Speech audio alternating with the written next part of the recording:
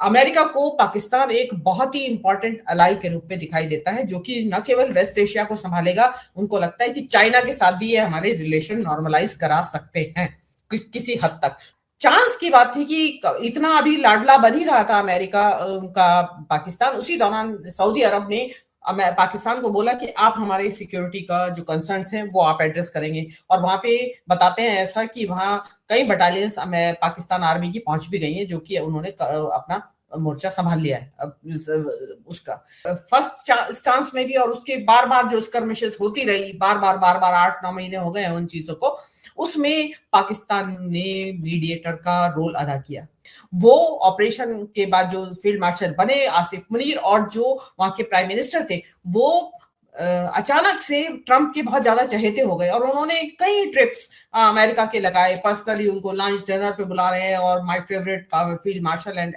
जो भी कुछ था। तो जो पाकिस्तान जो है हमारे देश की एक राजनीति का, ये कहते हैं ना कि एक फोकल पॉइंट है, मतलब हर वक्त किसी को सजा देनी हो, किसी को गाली देनी हो, तो वो पाकिस्तान के नाम से दी जाती हैं सारी जो भी गालियां हमारे यहाँ दी जाती हैं। तो वहां पे पाकिस्तान के पक्ष में फैसला दिया गया कि नहीं, पानी नहीं रोक सकते आप, लेकिन इंडिया ने उसे मानने से इनकार कर दिया।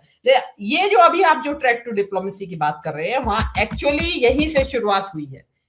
अपने पड़ोसी के साथ आप कांस्टेंट टेंशन या लड़ाइयां नहीं मोल ले सकते, हर वक्त आप लड़ाई नहीं ले सकते हैं पड़ोसी के साथ, और आप पड़ोसी को चुन भी नहीं सकते कि भाई दोस्त है तो होता है ना कि ये नहीं चलेगा तो दूसरा बना लिया, दोस्ती कर ली। पड़ोसी तो पड़ोसी हमेशा ही रहने वाला है, आप जब तक जिंदा रहेंगे जब तक पड़ोसी के साथ रहना होगा। और 56 लोग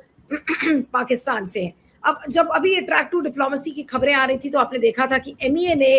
बिल्कुल मना कर दिया था। एमईए ने ये कहा था कि नहीं, ये ऑफिशियल डायलॉग हो नहीं सकता, इसको इंटरप्रेट उस तरह से ना किया जाए।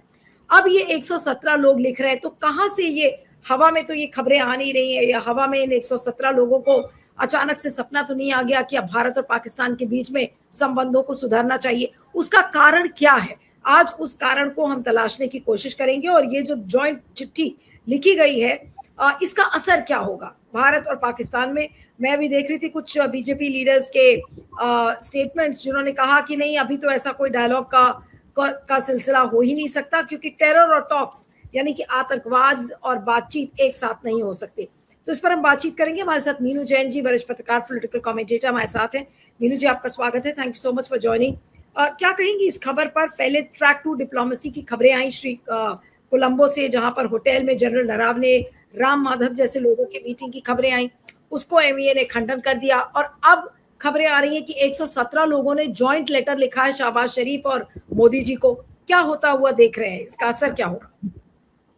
जी देखिए, असर से पहले थोड़ा सा इसका बैकग्राउंड जान ले कि ये जहां पे कि हम दोनों नेशंस, पाकिस्तान और हम, एक दूसरे को फूटी आंख नहीं सुहाते हैं, और मतलब वो कहते हैं ना आई टू आई देख नहीं सकते हैं, इतनी जानी दुश्मन है एक दूसरे के। और आपने देखा है कि अभी तक 4-5 जंगें हो चुकी हैं दोनों देशों के बीच में, अलग अलग डिस्प्यूट्स को लेके, कभी किसी वजह से कभी किसी वजह से। तो वो जो नेशंस हैं इनका, अब आपने जो ये बताया कि ये डेवलपमेंट होना, तो ये कोई मामूली डेवलपमेंट नहीं है, इसकी भी एक बैकग्राउंड है। लेकिन सबसे पहले ये शुरुआत कैसे हुई है, देखिए ये सारा जो हुआ है डेवलपमेंट, ये ऑपरेशन सिंदूर के बाद की जो परिस्थितियां हैं वो इसके लिए ट्रिगर पॉइंट बनती हैं। ऑपरेशन सिंदूर के बाद सबसे पहला डेवलपमेंट तो ये हुआ कि जो सीज फायर हुआ, उसके बाद से जो खबरें निकल के आई, और जो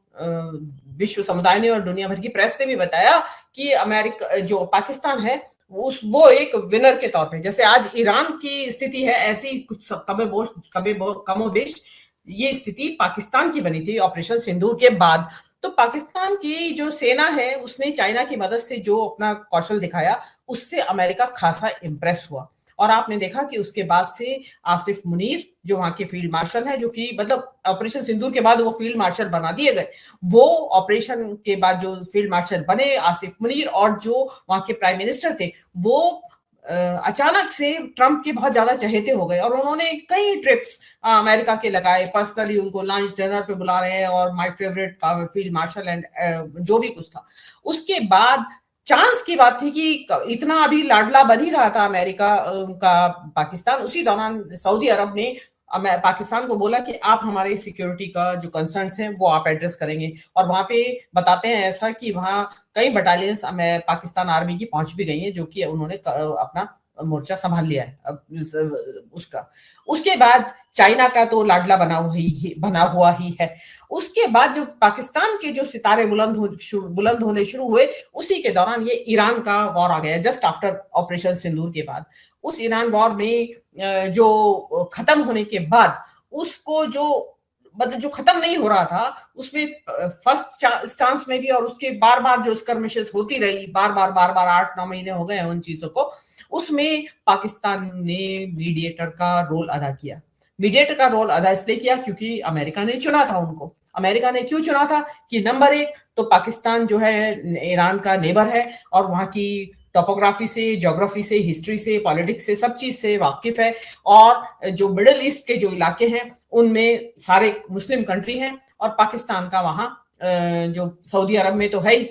सिक्योरिटी का कंसर्न, और अदरवाइज और कंट्रीज से भी उनके अच्छे रिलेशंस है क्योंकि मुस्लिम कंट्रीज का वो अपना और एक जो इस्लामिक कंट्रीज है उनका आपस में है। तो वहां पे जो, और उसके बाद आप देखेंगे कि इस्लामाबाद अकॉर्ड साइन हुआ, इस्लामाबाद के नाम से हुआ। इस्लामाबाद में जेडी वैंस आए, वहां पे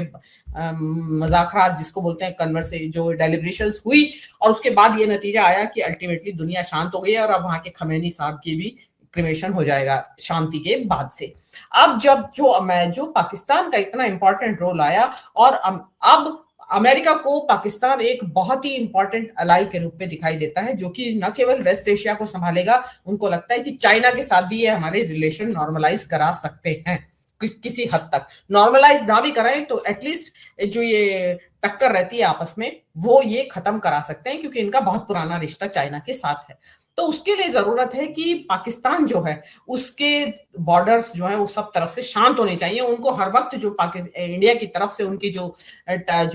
मिसाइल्स, जो उनके सिक्योरिटी सिस्टम तैनात रहते हैं, तो वो उनको ये कि कश्मीर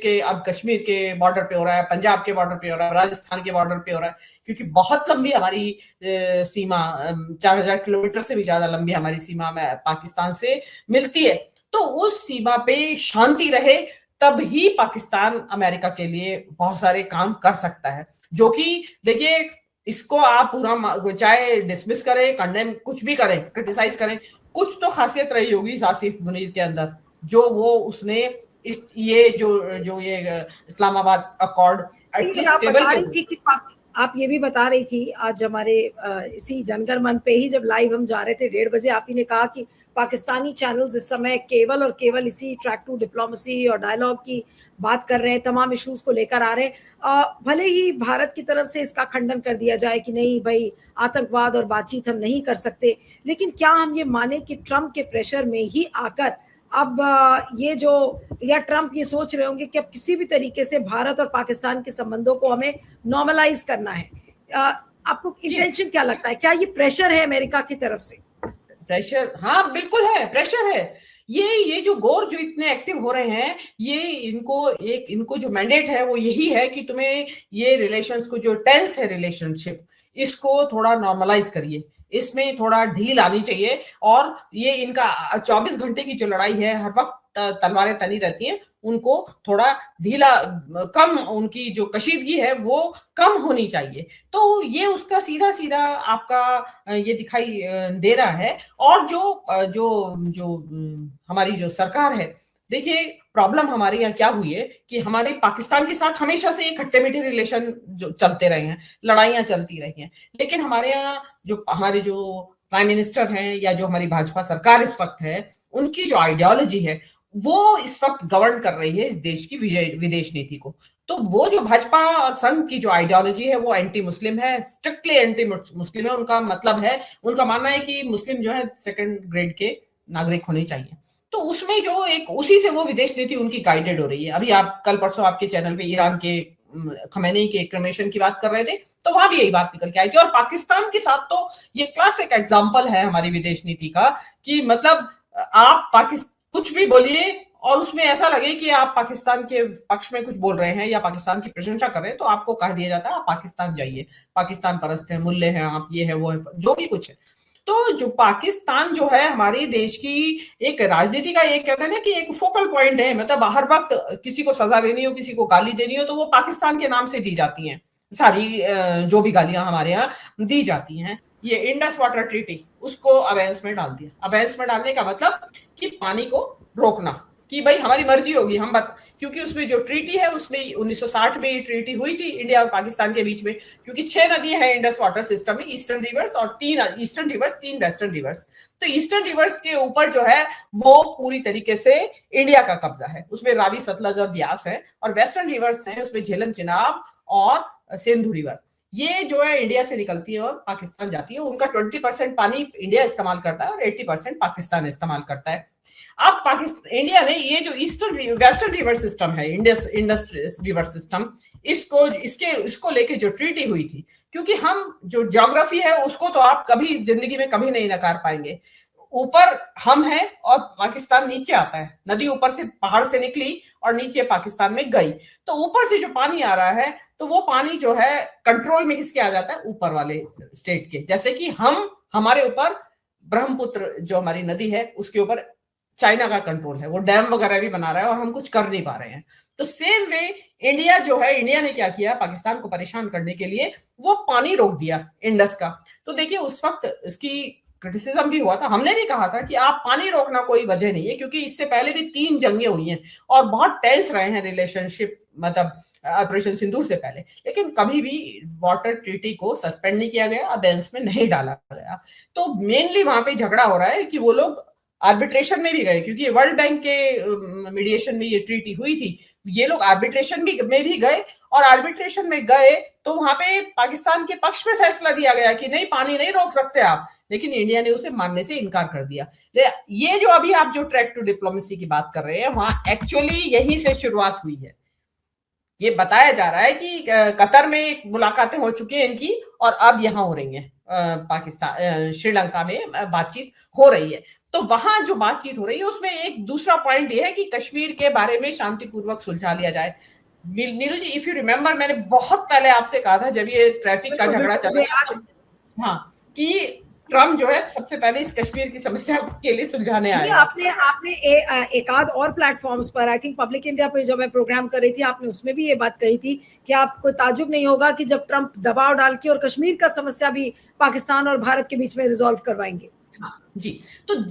ये जो ट्रैक टू डिप्लोमेसी की बात है, जो कांग्रेस के जमाने में तो और उससे पहले की और भी सरकारें आई, वो खुलेआम होता था और सबको पता होता था कि भाई ट्रैक टू डिप्लोमेसी मतलब कि इसमें सरकार के लोग नहीं है, सरकार से इतर, जैसे अब राम माधव का नाम और जनरल नरवणे का नाम आ रहा है, जिनकी किताब का बड़ा बवाल मचा था, राहुल गांधी ने जिनकी किताब को कोट किया था, अब इन्होंने उन्हीं नरवणे साहब को ले लिया। आप चालाकी देखिए इनकी, उन नरवणे साहब को, और इसीलिए नरवणे साहब भी मुकर गए कि मेरी तो किताब ही नहीं है वो। तो नरवणे साहब और वो जो वहां जा रहे हैं, तो वो मतलब नरवणे साहब को अपनी तरफ मिला लिया कि भाई अब उधर मत जाना, उनकी भाषा मत बात कर।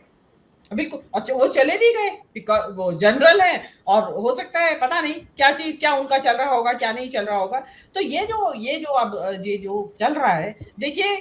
अपने पड़ोसी के साथ आप कांस्टेंट टेंशन या लड़ाइयां नहीं मोल ले सकते, हर वक्त आप लड़ाई नहीं ले सकते हैं पड़ोसी के साथ, और आप पड़ोसी को चुन भी नहीं सकते कि भाई दोस्त है तो होता है ना कि ये नहीं चलेगा तो दूसरा बना लिया, दोस्ती कर ली। पड़ोसी तो पड़ोसी हमेशा ही रहने वाला है, आप जब तक जिंदा रहेंगे जब तक पड़ोसी के साथ रहना होगा। लेकिन हमारी जो कहते थे इन दोनों की, या कहिए कि एक बदकिस्मती ऐसी कि इनका इन दोनों देशों का, मतलब इंडिया तो पहले से ही था, जो जन्म हुआ 2 देश बने, तो वो बहुत बड़ा एक वायलेंट माहौल था जिसके बारे में सब जानते हैं, मैं उसके बारे में बताने की जरूरत नहीं कि डिवीजन किस माहौल में हुआ। और उसके बाद से जो, और फिर चांस की बात ये थी कि दोनों का रिलीजन अलग अलग